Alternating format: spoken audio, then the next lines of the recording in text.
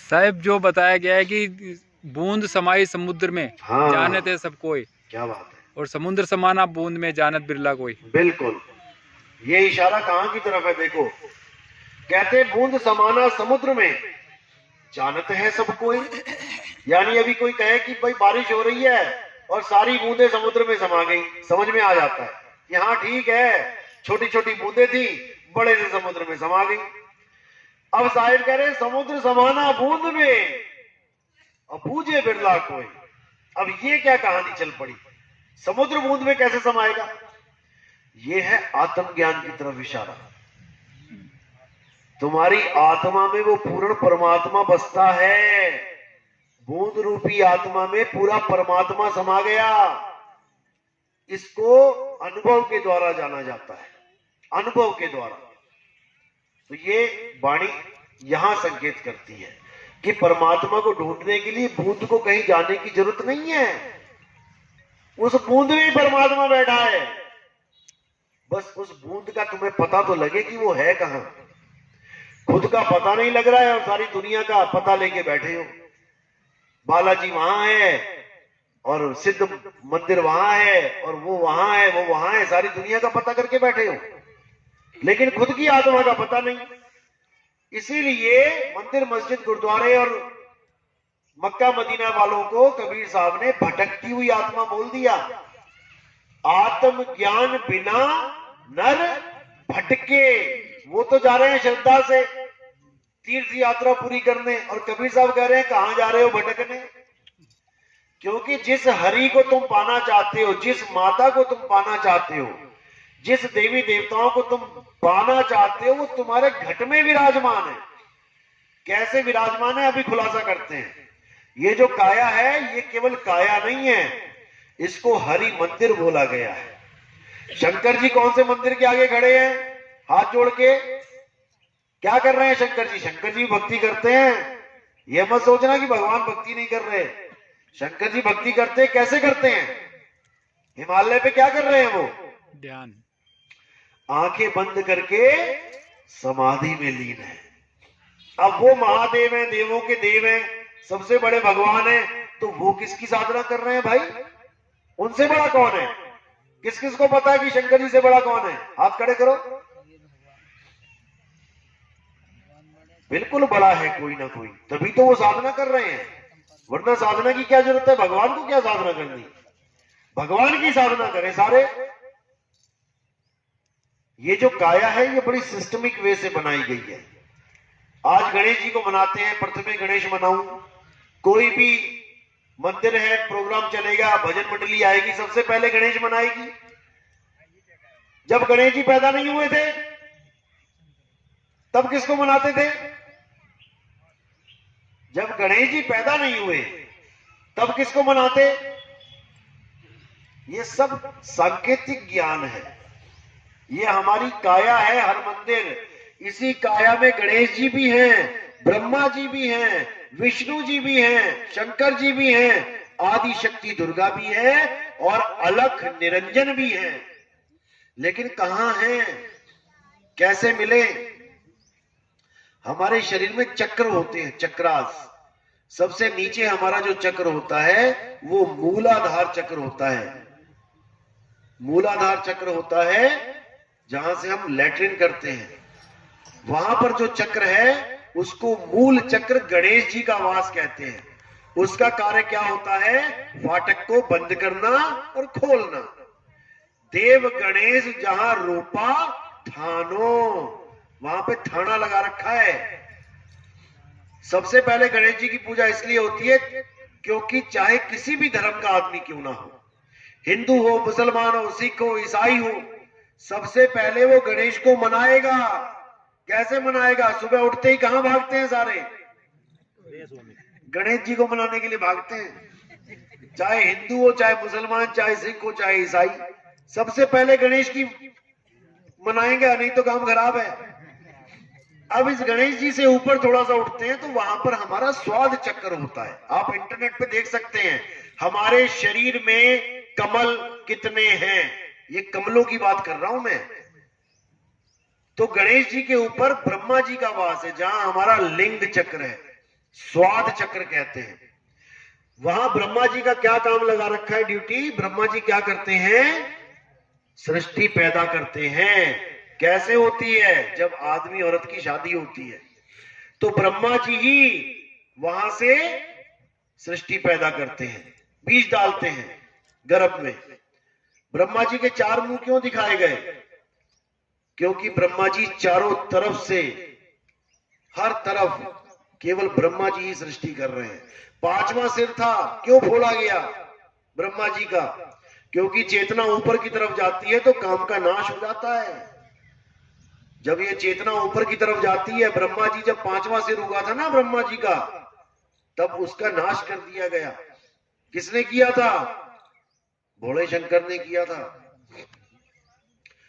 और 4 सिर क्यों निकले थे? ब्रह्मा जी की एक पुत्री थी संध्या, शिव महापुराण पढ़ो। जब संध्या को पैदा किया तो कामदेव ने ब्रह्मा जी के तीर मार दिया। ब्रह्मा जी कामदेव के तीर से इतने ज्यादा उनकी हालत खराब हो गई कि अपनी ही पुत्री के साथ विवाह करने के लिए भागने लगे। वो दाएं भागी तो दाएं भागे, वो बाएं भागी तो बाएं सिर निकल आया, वो आगे भागी तो आगे सिर निकल आया, वो पीछे भागी तो पीछे सिर निकल आया। चारों दिशाओं में सिर निकल गए। जब वो ऊपर को भागी तब ब्रह्मा जी का जब 5वां सिर निकला तो शंकर जी ने त्रिशूल से उस सिर को फोड़ दिया। ये संकेत क्या है कि काम वासना चारों तरफ तो रहेगी, लेकिन जब सूरत ऊपर की तरफ चलेगी तो काम वासना खत्म हो जाती है। ब्रह्मा जी का काम है सृष्टि में बीज डालना, उसके ऊपर विष्णु जी का वास है। विष्णु जी कहां है? हमारे नाभि में, जो हमारी धुन्नी है, नाभि में जो छेद होता है यहाँ पे, वहां विष्णु जी का वास है। उसका क्या काम है विष्णु जी का? जो ब्रह्मा जी ने पैदा किया, जैसा भी पैदा किया, हिंदू, मुसलमान, सिख, ईसाई, कोई भी, उसको मां के द्वारा एक पाइप के साथ जोड़ देना।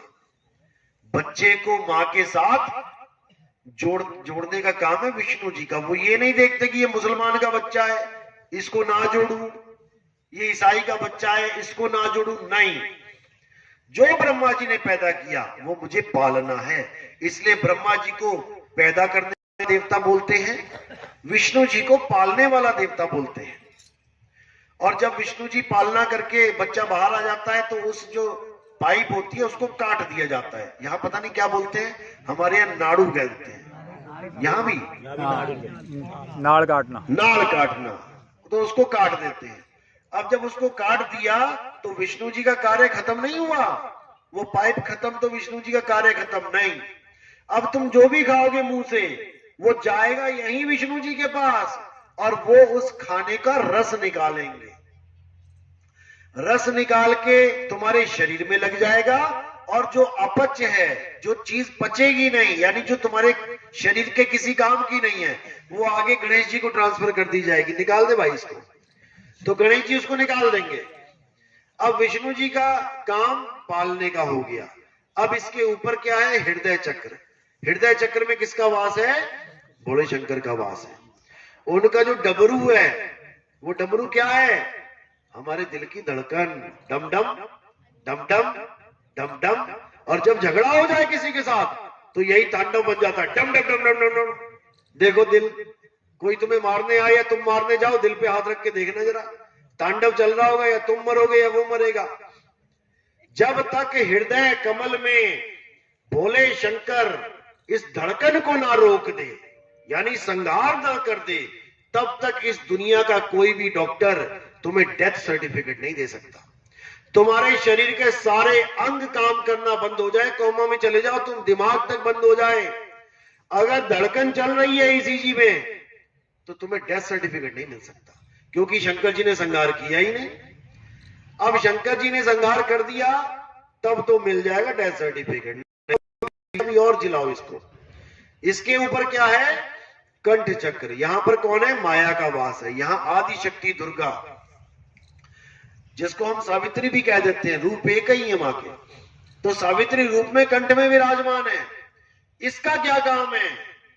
इसका काम है अपने पति की हर बात को ट्रांसलेट करके बोलना। आदि शक्ति दुर्गा, इसका पति कौन है? दुर्गा जी कि आप एक शेर के साथ खड़ी हैं, इनका पति कौन है? दुर्गा कोई पति नहीं बता पाता। ब्रह्मा के साथ सावित्री, विष्णु जी के साथ लक्ष्मी, शंकर जी के साथ पार्वती, सबकी जोड़ी बनी हुई है, लेकिन दुर्गा जी की जोड़ी क्यों नहीं है? और उनको बोला भी मां जा रहा है और अर्धकुमारी भी बोला जा रहा है, आदि कुमारी आदि व्याई, मां भी बोला जा रहा है, लेकिन उनका पति कौन है किसी को समझ में नहीं आ रहा। उनका पति कौन है? अलख निरंजन। ये जो अलख निरंजन है ये उनका पति है, लेकिन इसको आज तक किसी ने देखा नहीं है। नाम सब जानते हैं, नाम टीवी के माध्यम से, रामलीला के माध्यम से, या पुराने जोगी जति तपी सन्यासी चलते थे लाल चोले वाले, भगवे चोले वाले, ये घर घर में अलग जगाते चलते थे, अलख निरंजन। ये नाम हमने सुना, बहुत बार सुना, लेकिन आज तुम कहो कि किसी दुकान पे जाके अलख निरंजन का कैलेंडर लेके आए तो दुकान वाला भी सोच में पड़ जाएगा, भैया कौन सा कैलेंडर दूं इसे, क्योंकि सुना उसने भी ये नाम, लेकिन उसकी कोई शक्ल नहीं है, वो निराकार है। अलख निरंजन निराकार है, और उसी को संत मत में मन कहते हैं। मन, ये मन ही निराकार है, मन ही निर्गुण है। इस मन की घरवाली कौन है? माया। इसीलिए दोनों का नाम एक साथ आता है कि भैया ये तो मन माया का खेल है। मन के साथ माया जरूर जुड़ेगी, क्योंकि आदि शक्ति माया महामाई है वो, और उनका पति है मन। इन दोनों के 3 पुत्र हैं दीन गुण रूप में, रजोगुण, सतोगुण, तमोगुण। रजोगुण ब्रह्मा, सतोगुण विष्णु, तमोगुण शंकर, ये तीनों पुत्र हैं मन और माया के। ये माया क्या करती है? मन में जो भी ख्याल आता है, यानी पति जो भी कहना चाहता है, क्योंकि पति बोल नहीं सकता, ये मन गूंगा है, तुम मुंह बंद करके बैठ जाओ और बोलते रहो कुछ भी, अरे भाई पानी पिलाना, वो ना पिलाता, क्योंकि तुम्हारी बात ही नहीं सुन पाएगा, वो मन गूंगा है। इस मन की हर बात को इसकी घरवाली बोलती है कंठ से। इसीलिए कहते हैं जितने सुर हैं ये माया के सुर हैं। जितने भी गायक हैं वो सब इसको भी मनाते हैं, कंठ प्रवेश करो। कौन? सरस्वती कंठ में विराजमान हो जाओ। वो भैया पहले से ही विराजमान है, तेरे कहने से थोड़ी नहीं आएगी, वो पहले से ही विराजमान है। इन्हीं स्वर व्यंजन से सारी दुनिया में अक्षर पैदा कर रही है, लेकिन कोई समझ नहीं पा रहा है। और ये सारी बातें अपने मन की करती है, अपने पति की बात करती है। मन में एकदम ख्याल आया कि चलो शादी की जाए, एकदम ऑर्डर जाएगा ब्रह्मा जी को, शादी करो। ब्रह्मा जी एक्टिव, शादी करने के लिए तैयार। सब कुछ ये मन और माया कर रहे हैं, लेकिन दिखाई किसी को नहीं दे रहे। ये ब्रह्मा विष्णु महेश जी जिसकी साधना करते हैं वो मन है, अलख निरंजन है। ये मन इतना शातिर है कि सबके अंदर विराजमान है, और किसी के भी अंदर से प्रकट होके अच्छे और बुरे वचन बोल के सामने वाले की क्लास लगवा दे। जिसको हम कहते हैं गुस्से में आ गया कोई जप्पी तप्पी सन्यासी, बोला जा तेरे घर कभी बच्चा ना हो, ले हो गया काम। किसने बोला? मन ने बोला। यहां तक कि भगत से भगवान को श्राप दिलवा दे ये मन, इतना शातिर है। विष्णु जी को किसने श्राप दिया था? उन्हीं के परम भगत ने, नारद जी ने, कि हे विष्णु जा तू भी औरत के लिए तड़पे। और श्राप देने के बाद क्या क्या कह रहा है? ओहो हो, ये कैसा अनर्थ हो गया? किसने किया ये अनर्थ? मन ने। ये मन ही है जो के सारा खेल खेलता है, तुम्हें पता भी नहीं लगने देता, और तुम्हारे साथ रहता है 24 घंटे। अभी चाय पीने का मन करे तो किसका मन हुआ? तुम्हारा कि तुम्हारे मन का मन हुआ? ये साड़ी मेरे मन को भा नहीं रही, मेरा मन कर रहा है वो ले लूं। तुम्हारे साथ ही चिपका पड़ा है, और तुम्हें पता भी नहीं लगने दे रहा कि तेरे साथ ही बैठा हूं बेटा, और जितने काम तू कर रहा है मेरे ही मन के, तुझे तो पता ही नहीं तो तुझे क्या चाहिए। हर काम तो मेरा, जो मुझे चाहिए वो कर रहा है। 10 कपड़े पड़े हैं, नहीं मुझे अच्छा नहीं लग रहा जी, मेरा मन कर रहा है वो ले लूं। अरे तुझे क्या लग रहा है वो बताना, तेरे मन को छोड़। मन के बिना हम कुछ चुन भी नहीं सकते। ये मन ही अलग निरंजन है, इसी को समझना है। कबीर साहब कह रहे हैं मन के हारे हार है और मन के जीते जीत। कौन हारेगा कौन जीतेगा? तुम हारोगे, तुम जीतोगे, लेकिन तुम्हें पता तो लगे तुम हो कौन। तुम्हें तो ये लग रहा है मैं ये लड़की हूं, तुम्हें लग रहा है मैं लड़का हूं, जबकि कबीर साहब कह रहे हैं ये देव निरंजन, ये मन निरंजन, सकल शरीरा, ये मन ही बैठा है। ये मन ही साकार रूप लेके बैठा है, क्योंकि साकार और निराकार एक ही चीज है, दो नहीं है। आदि दुनिया साकार और आदि दुनिया निराकार में उलझी पड़ी है। शिव महापुराण उठा के देखो, शंकर जी के, शिव जी के 2 स्वरूप बोले गए हैं, एक साकार एक निराकार। तो अलग हुए। शरीर और ये मन एक ही हो, दोनों एक ही हैं। तुम ना शरीर हो ना मन हो, तुम आत्मा हो। लेकिन तुम्हें ऐसा कोई गुरु नहीं मिल रहा जो तुम्हें ये ज्ञान करवा दे कि तुम एक आत्मा हो, बल्कि तुमसे ही आदमी और औरत की पूजा करवा रहा है, तुमसे कपड़ों की पूजा करवा रहा है। अपनी फोटो खिंचवा लेता है, किसकी? अपनी, मतलब कपड़े की, और लगा दी सामने तुम्हारे। अब जाओ कपड़े को पूजो। आदमी और औरत कपड़े हैं। अगर कोई गुरु अपनी फोटो लगवा के कहता है अगरबत्ती लगाओ, धूप अगरबत्ती करो, तो तुम आत्मा की जगह कपड़े को पूजते चले गए सारी उम्र। अब जिसको पूजोगे वही मिलेगा, अंत मता सो गता। इसीलिए कृष्ण जी ने बार बार समझाया, भैया आत्मज्ञानी गुरु की शरण में जाओ। अध्याय 4 34वां श्लोक। हे अर्जुन, अगर तुम सत्य को प्राप्त करना चाहते हो तो ऐसे तत्वदर्शी, यानी कि जो तत्वों को जानता है, जो असत तत्व को भी जानता है और जो सत तत्व को भी जानता है, ऐसे तत्वदर्शी संत के शरण में जाओ और उनसे दंडवत सेवा करके उनसे सवाल करो, उनसे जान लो, उनसे अपना रूप ज्ञान लो कि महाराज आत्मा क्या है, कैसे प्राप्त किया। एक बार आत्म हो जाने पर कभी अज्ञान को प्राप्त नहीं होगे। तुम कभी नहीं ये सोचोगे कि सामने मेरा मामा है, मेरा दादा है, मेरा चाचा है, मेरा भाई है, मैं इनको कैसे मारूं, क्योंकि अर्जुन ने हथियार फेंक दिए थे। शरीर सोच रहा था ये मेरा दादा, ये चाचा, ये मेरा मामा। उसका मोह करने के लिए गीता में आत्मज्ञान कि ना मेरा मामा है ना चाचा है, तो मिट्टी है। तेरा मामा और चाचा तो आत्मा है, वो अजर अमर अविनाशी है। मिट्टी को मामा चाचा मत मान। आज हम मिट्टी को मां, मिट्टी को बाप मान के बैठे हैं। ये मिट्टी है जिसको हमने अपनी अम्मा समझ लिया है। हमारी अम्मा मिट्टी नहीं है, हमारा पिता परमात्मा है। हमारी कोई मां भी नहीं है। मां तो तब हुए जो हमें पैदा करे। आत्मा तो अजन्मा है, नित्य है, शाश्वत है, इसको कोई पैदा कर ही नहीं सकता। पैदा कौन होता है? शरीर पैदा होता है। ये शरीर की अम्मा है औरत, आत्मा की अम्मा नहीं है। इसलिए बुल्ले शाह ने कहा, बुल्ला की जाना मैं कौन। उसमें क्या बोला? ना मैं आदम हब्बा जाया, ना मैं अपना नाम तराया। मुसलमान ये सोचते हैं कि हमें आदम और हव्वा ने पैदा किया है। बुल्ले शाह ने इसका खंडन कर दिया कि आदम और हव्वा से मैं पैदा नहीं हुआ, मुझे कौन पैदा करेगा। लेकिन समझने की बात। चलो आज का सत्संग यही समाप्त करते हैं।